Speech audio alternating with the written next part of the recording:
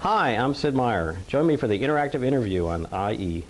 Well, I think I've always been interested in games as far back as I can remember. Before there were computers or computer games, I was interested in board games and strategy games, and play them quite a bit with friends and family. The Avalon Hill strategy games, things like that, I think as I got into my teens became something I really enjoyed, and then SPI games. Then when computers came along, it was kind of a natural combination of two of my interests. I studied computers at college, and I thought that would be a career in kind of traditional computing. I got a job for a while doing regular business type computing, and that quickly got kind of boring, and it was just about that point, luckily enough, that personal computers became affordable and accessible. And I really was able to combine a hobby, which was gaming, and something I'd studied, which was computers, into this new field of computer entertainment, computer games. The first game that I did was actually kind of a copy of Space Invaders, just to see how it was done. The first original game I did was a racing game called Formula One Racing. It was a kind of a top-down race car game. I did actually did some work for a bank. They thought personal computers and games were this new, really way cool thing, and they were going to make banks very fun and exciting places to go. So I did a game where coins would fall down, and you had a little piggy bank that you walked back and forth to try and catch the coins, and a version of Frogger where you had to kind of get your money across the street without getting run over. The first game that was actually published was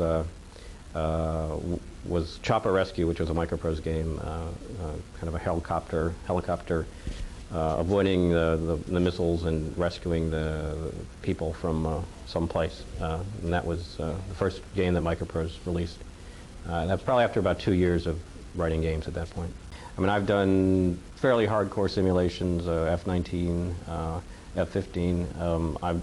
Pirates was kind of my idea of what a role-playing game could be. It was more of adventure role-playing.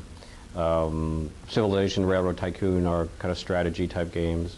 I find that by doing different styles of games, it kind of gives me time to generate new ideas about styles that I've kind of exhausted, and also motivates me because something new is always more interesting, something that I've already done. Certainly F-15 was a favorite of mine. Silent Service was a game that I really enjoyed doing and was happy with the way it came out. F-19, Pirates, I think at the time they were all pretty much my favorites, and then I kind of moved on to something else. So I'm very happy with Civilization. Railroad Tycoon was a lot of fun to do. I think our first hit was F-15. That game I think eventually sold 1 million copies or more over various versions and on different computers.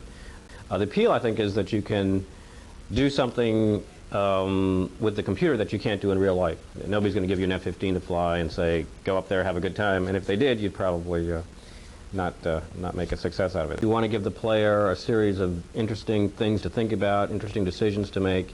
You want to examine a situation and say, what is fun about this situation? What's the part that the player is going to really want to focus on? What are the payoffs? What are the rewards of doing this?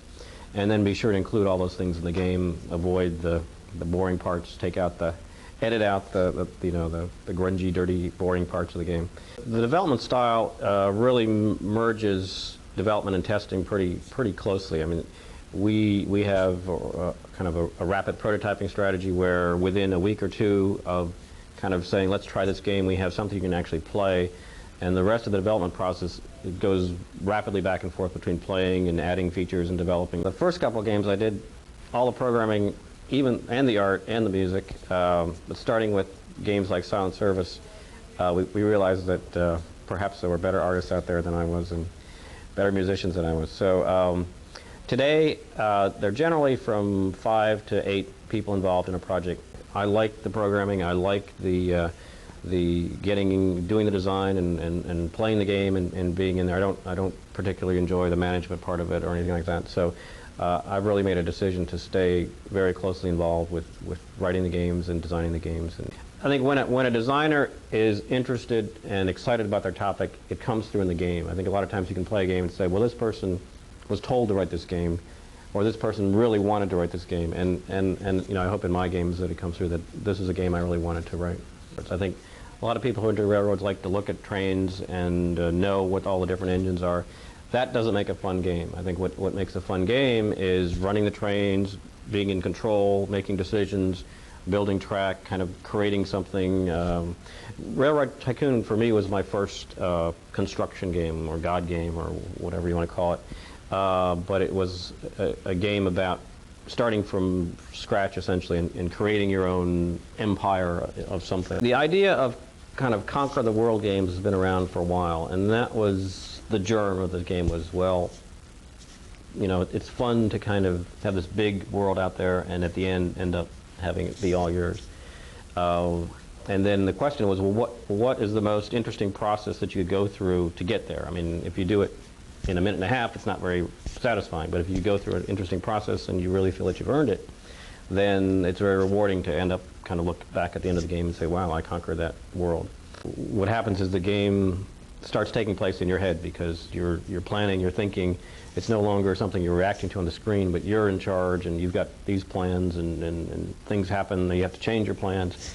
But when I play the game, it really is a game about planning and thinking and making decisions, and that tends to really absorb the player. What I'm trying to do is get the game to take place in your imagination, not on the screen. Sometimes if what happens on the screen is too realistic, it almost makes you have that vision of what's going on instead of what you would imagine yourself. So, you know, I would claim that the basic, simple graphics of Civilization is a feature in a sense that it encourages you to create your own vision of what's going on. I think F-15 is probably still the best-selling game over the course of history. I think, you know, if that's what's on my epitaph, you know, did Civilization, that would be fine probably with me. I mean, I don't have a problem with being remembered for that game. It's really a problem because, you know, like, what do you do next? I mean, you've done Civilization. Well, it changed up till the day it shipped and afterwards. We did at least 2 revs of it afterwards. The way the process works is always changing, so there's not a point where we say, well, this is, and now we've got the game done, now we're gonna, what, I don't know what you do. Well, we actually have a joke around here that we do the research after the game is done, that we generally try and make our decisions in the game, especially in a game like Civilization, based on what's fun, what makes the best game. And then we go back to the history books and try and justify it with some historical fact. So I think it picks up a lot of the fundamental features that made Civilization successful, but gives you a whole new, different repertoire of things to do and tools to use to accomplish them. And so it's a different game, but it has hopefully a lot of the same kinds of fun and challenge and accomplishment in it. Basically, the game is based on the history of America from the first settlers up until the American Revolution, as opposed to Civilization, where your people were pretty much one size fits all.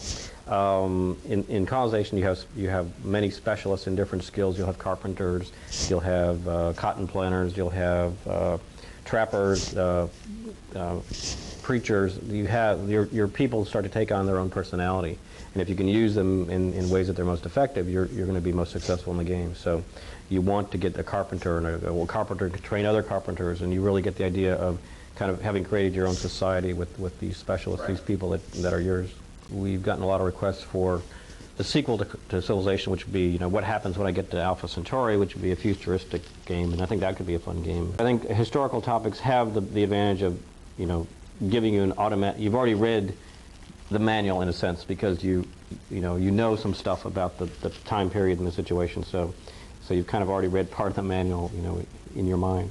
We've gotten some very positive initial reactions to it on the boards, and that's really where we look initially is the boards, and those are where the more active gamers are, and we've gotten some really good reaction to it. I think each game is different.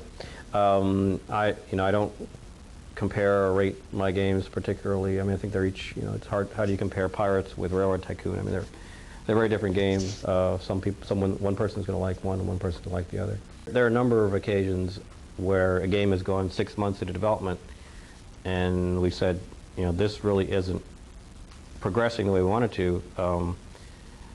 Civilization was like that. We worked on it for a couple months, and it was kind of neat, but we went and did something different and then came back to it. And Railroad Tycoon interrupted Covert Action. I'd worked and started Covert Action, had this idea for Railroad Tycoon, whipped it out in 8 or 9 months and went back to Covert Action. That's the motivation for me to write a game, is because this is a game that nobody's done yet and I want to play it. And I wish somebody had done this game, but they didn't, so I've got to do it and I want to play this game. So there's a pressure, there's a motivation just to see the product and be able to play the game to get it done.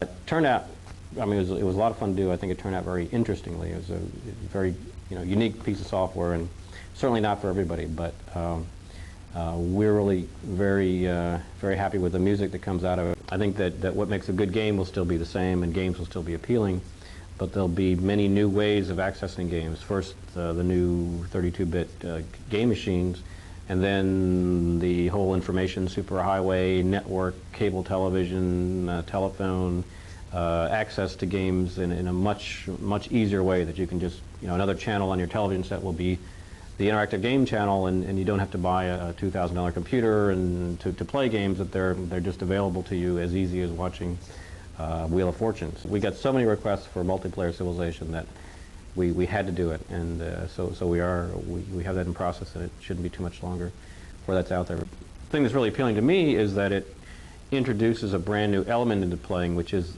other human players. A lot of our effort has been kind of put into creating artificial intelligence or creating challenging gameplay. That's really neat, but you can't really replace the human opponent and the interaction among multiple human opponents, or not even opponents, but other people playing the game that you may want to cooperate or compete with, or some combinations.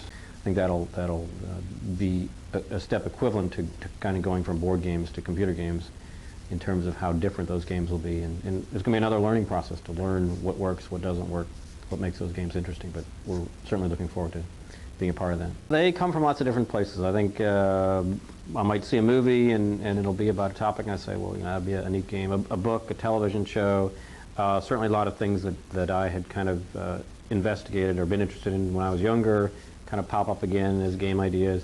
What I think I'm able to do is look at a situation and kind of analyze it, investigate it for game potential. I mean, are there interesting decisions to be made? Are there multiple paths that could be taken? Are there neat payoffs? I think there are certain things that you look at in a game situation to decide whether it can work or it can't work. But in terms of the original inspiration, really could come from anywhere.